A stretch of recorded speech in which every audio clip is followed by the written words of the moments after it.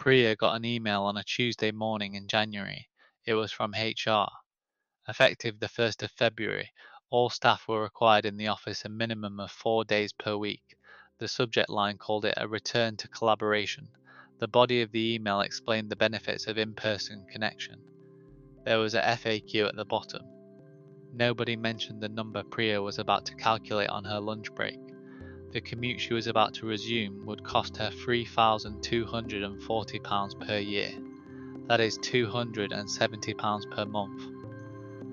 Gone, before a single bill is paid. Her salary did not change. Her employer sent the email. HR prepared the FAQ. Nobody ran the number for Priya. Nobody is required to. Nobody wanted her to run it herself. By the end of this video, you'll know the exact number your commute is costing you, and the one document that gets it back. Meet Priya, 31 years old, marketing coordinator, £2,150 take home, 4 days a week back in the office, £3,240 lighter every year than she was 12 months ago.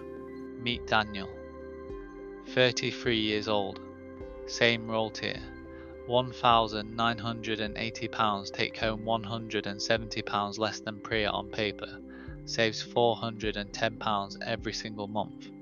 Same mandate, same city. One calculation made on a Tuesday lunch break. That is the only difference between them. Every person walking through that door has a commute cost. Almost none of them have calculated it. Their employer has. Priya accepted the mandate. Everyone did. The email went to the whole company. A few people complained in the group chat. Someone asked about parking. HR replied with the same FAQ. By the end of the week, everyone had quietly adjusted their alarm clocks and the conversation was over. Priya's commute is 40 minutes each way by train, 4 days per week. She leaves at 7:45 in the morning to make the 8:14. She gets home at 6:30 in the evening on a good day. On a bad day, she gets home at 7:15. She does not think of this as a financial decision. She thinks of it as an inconvenience, a frustration, a thing that is simply happening to her. What she has not calculated is the number. The train fare alone is £14.60 per day return. 4 days per week, 46 weeks of the year, £2,688 per year in train fares alone. Then the commute adjacent costs arrive. The coffee she buys at the station because she leaves too early to eat breakfast at home. The lunch she buys near the office because she cannot bring food on a 7:45 departure without it going stale. The dry cleaning that became monthly again because office clothes require it. Total annual commute cost when Priya calculates it properly, £3,240. £270 per month. After tax, after everything. Priya has never seen that number written down in one place. Daniel saw it on a Tuesday in January at 12:43 in the afternoon. He opened a notes app on his phone and spent 11 minutes writing it out. Then he did something with it. Priya adjusted her alarm clock. 111 people adjusted their alarm clocks. One person opened a notes app. The outcomes were not the same. Nobody handed Priya a document explaining the true cost of her commute. Nobody is required to. The mandate email did not include a cost impact analysis. It never does. There are 4 things Priya never calculated. Each one is running against her right now. First, the true commute cost. What Priya's commute actually costs when every component is counted correctly. Second, the gross raise equivalent. What salary increase Priya would need to break even against the commute cost. This number will make her read the mandate email differently. Third, the time tax. What Priya's commute costs when her unpaid hours are included in the calculation. Fourth, the negotiation window. Why Daniel asked one question the morning after the email arrived, and Priya never thought to ask it at all. Let us begin. Priya thinks her commute costs her the train fare. Most people do. The train fare is the visible number. It appears on the bank statement. It is the thing you notice when you tap your card at the barrier. Everything else is invisible. Here is what the commute actually costs. Train fares, £14.60 per day return, 4 days per week. 46 working weeks per year after annual leave, £2,688 per year. Station coffee, £2.90 per morning. 4 days per week, 46 weeks, £534.40 per year. Priya does not think of this as a commute cost. It is a commute cost. Office lunch. Priya spends an average of £7.50 on lunch near the office on the 3 days she does not bring food. At home she spends approximately £2.10 on lunch. The difference is £5.40 per lunch, multiplied by 138 lunches, £745.20 per year in additional food cost because of the commute. Dry cleaning, an additional 8 cleans per year at £18 per clean, £144 per year.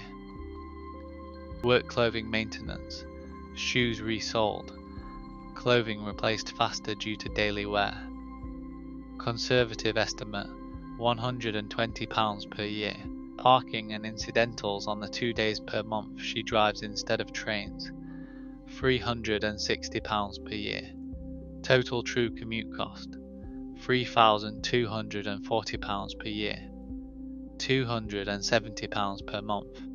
Priya's net monthly income is £2,150.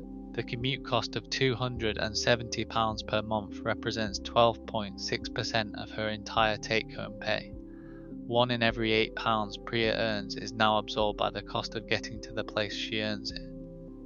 She does not know this because she has never seen the number in one place. Her employer knows this because return to office cost impact analyses are standard HR planning documents. They are internal. They are not shared with employees.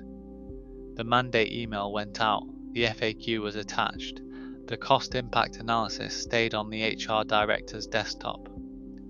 Daniel calculated the same number in 11 minutes with a notes app and a monthly train pass website. Priya has been commuting for 3 months. She has already spent £810 she had not budgeted for and cannot fully account for. Every item on that rail has a cost that belongs in the commute calculation, not in the clothing budget, not in the personal spending column, in the commute column. Because without the mandate those items would not exist. When every line is circled on the same statement, the number stops being invisible. It is the same money that was always leaving. The only thing that changed is that someone wrote it down in one place. Here is the question nobody asked Priya before the mandate went live.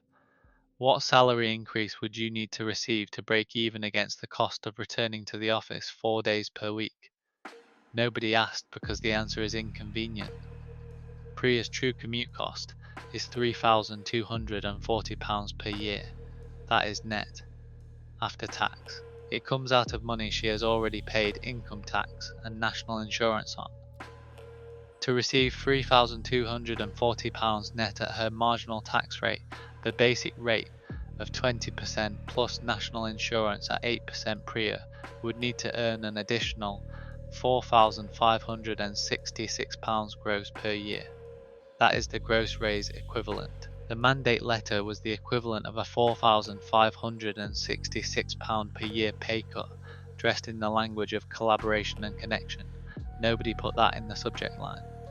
The average UK employer salary increase in 2026 is projected at 3.5%. Priya's salary is £26,500 gross. 3.5% is £927.50 gross. After tax and national insurance, that is approximately £642 net per year. £53.50 per month. The mandate cost her £270 per month net. Her upcoming raise will deliver £53.50 per month net. The gap is £216.50 per month, every month, for as long as the mandate continues. Nobody will present this calculation at her next pay review. Her manager will announce the percentage. HR will update the payslip. Priya will feel for approximately 11 days that things are moving in the right direction. Then the train fare will come out of her account on Monday morning, and the feeling will pass.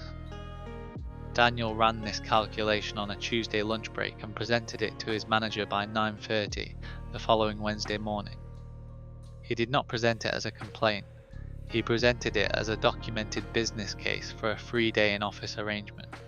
He cited the gross raise equivalent. He cited the industry standard for hybrid working in his role.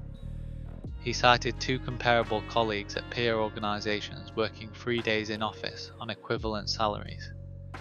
His manager approved the 3-day arrangement by the end of the following week. Daniel's true commute cost on 3 days instead of 4 dropped from £3,240 to £1,944 per year, a saving of £1,296 per year, £108 per month.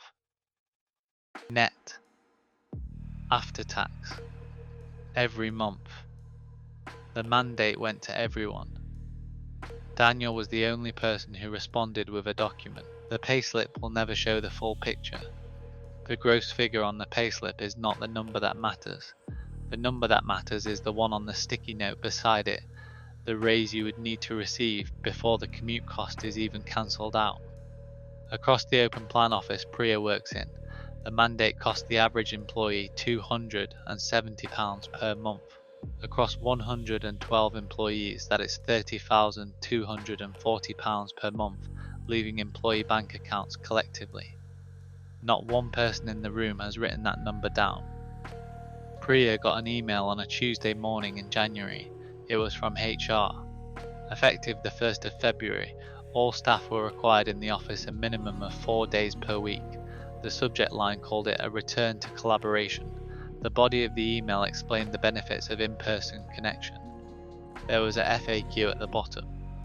Nobody mentioned the number Priya was about to calculate on her lunch break. The commute she was about to resume would cost her £3,240 per year. That is £270 per month. Gone, before a single bill is paid. Her salary did not change. Her employer sent the email. HR prepared the FAQ. Nobody ran the number for Priya. Nobody is required to. Nobody wanted her to run it herself. By the end of this video, you'll know the exact number your commute is costing you, and the one document that gets it back. Meet Priya, 31 years old, marketing coordinator, £2,150 take home, 4 days a week back in the office, £3,240 lighter every year than she was 12 months ago. Meet Daniel, 33 years old, same role tier, £1,980 take home £170 less than Priya on paper, saves £410 every single month, same mandate, same city. One calculation made on a Tuesday lunch break. That is the only difference between them. Every person walking through that door has a commute cost. Almost none of them have calculated it. Their employer has. Every return to office mandate contains a negotiation window that closes within the first 2 weeks. Most employees never open it. The window exists because employers issuing mandates are not operating from a position of total certainty. They are issuing a policy and waiting to see how many people comply, how many people resign, and how many people ask questions. The employees who ask questions in the first 2 weeks are the ones who shape the outcome. The employees who adjust their alarm clocks receive the mandate as written. Priya received the email on a Tuesday. She read it. She discussed it in the group chat. She adjusted her alarm. She did not ask a question within the first 2 weeks. The window closed. Daniel received the same email on the same Tuesday. He calculated his numbers over lunch. He drafted a 1-page document that evening. He sent it to his manager at 9:17 the following Wednesday morning, 8 days after the mandate arrived. The document had 3 sections. Section 1, the full cost impact of 4-day in-office attendance on his net monthly income. Section 2. His proposed alternative 3 days in office, 1 day remote, with specific days named and a rationale for which work was better suited to each environment. Section 3. 2 comparable roles at peer organisations in Birmingham operating on a 3-day in-office standard. He did not threaten to leave. He did not express anger. He presented a business case in the same register his employer uses to present business cases. Professional, documented, specific. His manager approved the arrangement 9 days later. The research on negotiation window success rates is consistent.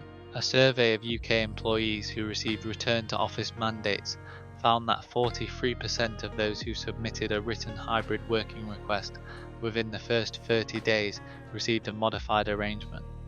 Of those who submitted after 30 days, the success rate dropped to 11%. Of those who did not submit a request at all, the success rate was 0. The window is real. It closes. The employees who move through it do so with documents, not complaints. Pryor did not know the window existed. She assumed the mandate was fixed. She assumed compliance was the only option available to her. This is the assumption her employer's HR team counted on. Daniel did not assume. He calculated. He documented. He submitted within the window. The email went to 112 people. One person responded with a document. That person is saving £108 per month. 9 days after the document was sent, Daniel's manager replied with a single email. The arrangement was approved. The window had been open for 8 days when Daniel walked through it. It closed the following week for everyone else. The mandate email was identical. The outcome was not. One document. 8 days. £108 per month. And on Tuesdays, Daniel's alarm is set 45 minutes later than it was before he sent it. We are not here to make you angry at your employer. We are here to show you the full calculations so you can do something with them before the window closes. The true commute cost is calculable in 11 minutes. Open a notes app. Write down your train fare or fuel cost per day. Multiply by your days per week and your working weeks per year. Then add station coffee, office lunch premium above what you spend at home, dry cleaning uplift, clothing wear and incidentals. Add every line. That is your true commute cost. Most people have never seen it in one place. The gross raise equivalent converts that number into salary language your employer understands. Divide your true commute cost by 0.72 if you are a basic rate UK taxpayer. That gives you the gross salary equivalent of your commute cost. Write that number at the top of any communication you send to your employer about your working arrangement. The time tax is the number that changes how you feel about the mandate. Take your gross annual salary. Divide by 2,080. That is your hourly rate. Multiply by your annual commute hours. Add it to your true commute cost. That is the full picture. The negotiation window closes within 30 days of the mandate. Most people do not know it exists. Now you do. 3 days in office is a documentable business case in almost every white-collar role. Comparable data from peer organisations is publicly available on LinkedIn and Glassdoor. A one-page document sent within 2 weeks has a 43% success rate. No document has a 0% success rate. You now have the 4 calculations. The window is open right now for anyone receiving a mandate this month. The question is whether you adjust your alarm clock or open a notes app. 1 page. 3 sections. Cost impact. Your proposed arrangement. 2 comparables from peer organisations. That is the document. That is the 43%. You can write it in the time it takes to commute to the office once. The comparable data is on LinkedIn and Glassdoor right now. Filter by your role title and your city. 3 comparable arrangements in your sector. Screenshot them. That is section 3 of your document. Done. Ria will receive her next pay review in April. Her employer will offer her 3.5%. She will feel briefly that things are moving in the right direction. She will tap her card at the train barrier on Monday morning and the feeling will pass by the time she reaches the platform. Not because Priya is failing, because nobody handed her a document explaining what the mandate actually cost. Nobody ran the number. Nobody is required to. You may have received a mandate already. You may be about to. You may be commuting right now on a route you have never fully costed. The number exists whether you calculate it or not. The window opens whether you use it or not. Daniel is not smarter than Priya. He is not more confident. He spent 11 minutes on a Tuesday lunch break doing a calculation that changed his financial position by £108 per month. That is the only difference. Now you have the calculation too. Ria will receive her next pay review in April. Her employer will offer her 3.5%. She will feel briefly that things are moving in the right direction. She will tap her card at the train barrier on Monday morning and the feeling will pass by the time she reaches the platform. Not because Priya is failing, because nobody handed her a document explaining what the mandate actually cost. Nobody ran the number. Nobody is required to. You may have received a mandate already. You may be about to. You may be commuting right now on a route you have never fully costed. The number exists whether you calculate it or not. The window opens whether you use it or not. Daniel is not smarter than Priya. He is not more confident. He spent 11 minutes on a Tuesday lunch break doing a calculation that changed his financial position by £108 per month. That is the only difference. Now you have the calculation too.